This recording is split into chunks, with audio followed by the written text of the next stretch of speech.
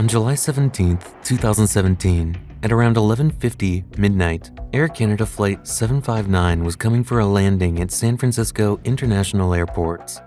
Like the rest of the normal days, it seemed to be a normal landing. But how a normal-looking landing brought the lives of 140 passengers sitting in this plane, as well as 1,000 other passengers at the airport, to death? Let us know an incident in the history of the airline where 5 passenger planes narrowly escaped colliding with each other.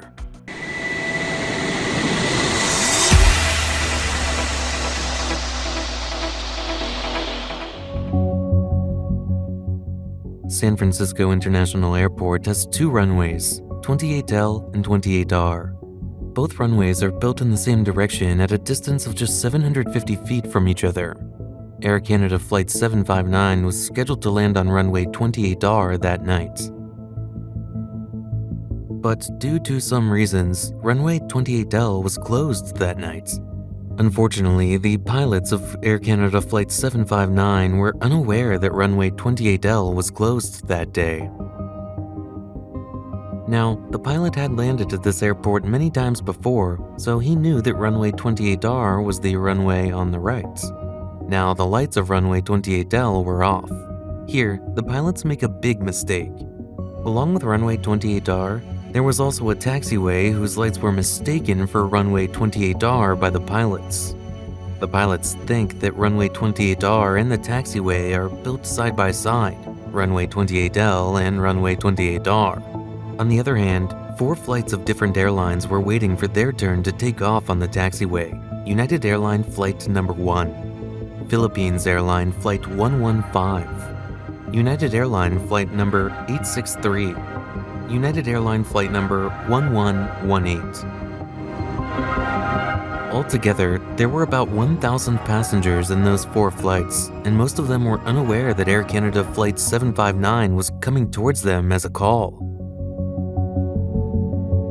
As per the normal process, on that day, also the information of runway closure was issued in the NOTAM chart. Generally, these NOTAM notices are very long, contain a lot of information, and sometimes it becomes difficult to read and understand each and every piece of information properly. And that's probably what happened to the pilots of Air Canada Flight 759. He completely ignored the information about the closure of runway 28L. That night, the pilots of Air Canada Flight 759 were given permission to land following the visual approach. In visual approach, the pilot lands manually, controlling the direction and speed of the plane by looking at the runway. Anyway, the weather was very clear that night, and it was quite normal to land such a visual approach in such clear weather. But such mistakes where pilots land on the wrong runway or taxiway have happened many times before, so experienced pilots usually use ILS landing system even during visual approach landings so that there is no scope for error. During ILS landing, pilots feed the frequency of the runway in the navigation system of the pilot plane, after which the navigation system of the plane keeps showing the correct direction of the runway to the pilot on the monitor, and there's no scope to land on another runway or taxiway by mistake. In all modern airplanes, this ILS setting becomes automatic, but in the Air Canada flights, the pilot had to use this ILS setting manually. And for some unknown reason, the pilot did not turn on the ILS setting that night. This flight was very tiring for the pilots of the Air Canada flight. Due to different time zones at the takeoff and landing airports, both the pilots were feeling very tired and sleepy. Generally, all the airlines take special care of the pilot's sleep and rest so that during the flight, the pilot can take all the important decisions easily by staying in the right condition. But in those days, the rules for the comfort of the pilots in Canada Airlines were not followed so closely.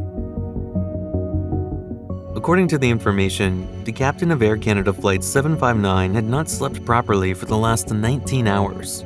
And perhaps in this tiredness and sleepiness, they make the mistake of mistaking the taxiway for the runway.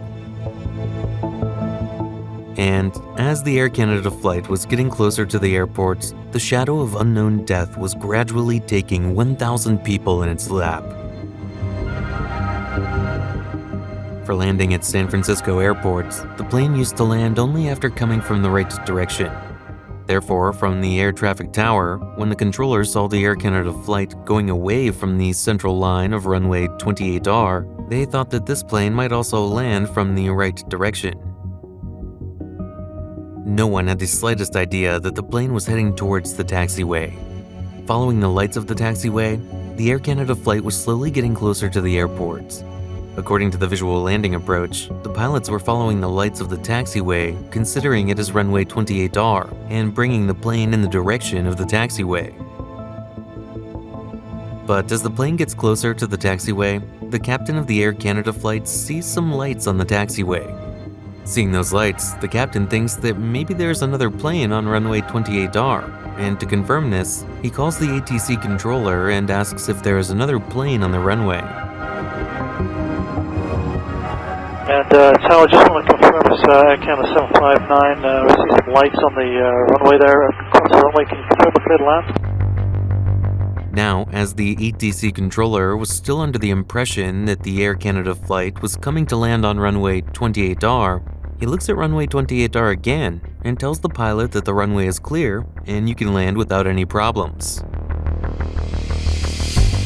Air Canada 759 confirmed clear to land runway 28 right. There is no one on 28 right, flight view. ATC controllers and pilots were still clueless about the impending trouble. Only one controller was on duty at San Francisco Airport that night, and it was his responsibility to control all landing and takeoff flights. Usually, there are 2 controllers in each ATC tower. One controller controls the landing and takeoff, while the other controller controls the ground movement of planes in the airports. There was also a big reason that due to controlling so many flights and ground traffic alone, the ATC controller could not understand the seriousness of the situation, and he had no idea of the coming devastation. The pilot of United Airlines Flight 1, standing at the front of the taxiway, was listening to the entire conversation between the ATC controller and the pilot of the Air Canada flight.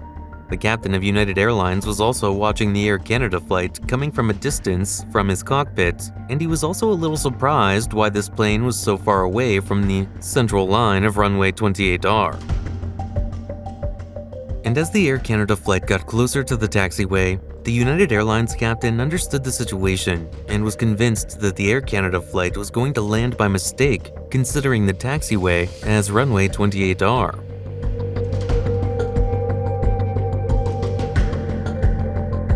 Seeing death right in front of him, the United Airline captain immediately tells the ATC controller on his radio that Air Canada flight is coming to land on the taxiway. Where's this guy going? He's on the taxiway. Just seconds before the catastrophe, the ATC controller tells the Air Canada flight to go around without landing. Air Canada, go around. In the go-around, Air Canada 759. And it would probably be called dodging death that Air Canada flight passed over all 4 planes from just a few meters distance.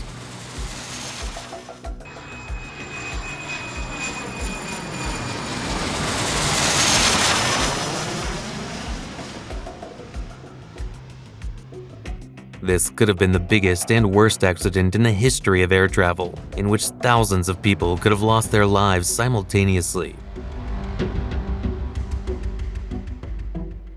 Seeing death so close, passing over him, the captain of United Airlines Flight 1 heaves a sigh of relief and tells the ATC controller over the air radio that the Air Canada flight has passed over his head.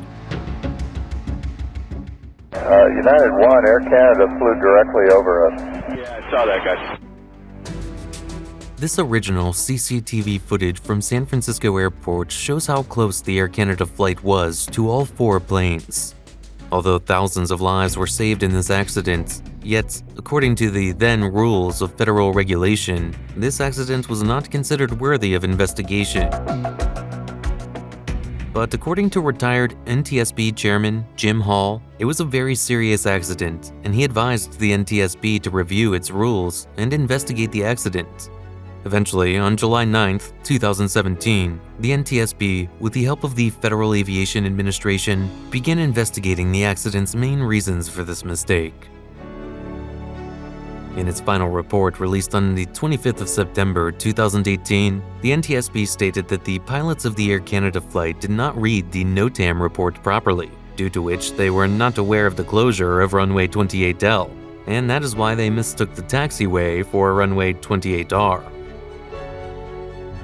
The NTSB also considered the failure of the pilot to use the ILS at the time of landing as a major factor in this incident.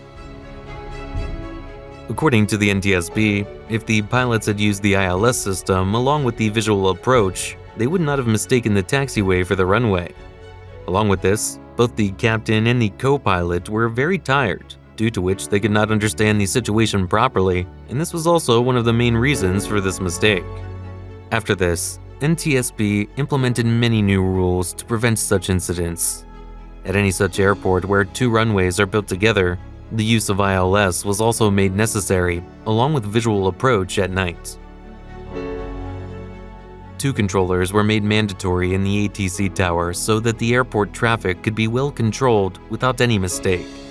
This incident was taken as a warning in which any kind of misunderstanding in the conversation between the airport and the pilots of the plane was considered very fatal.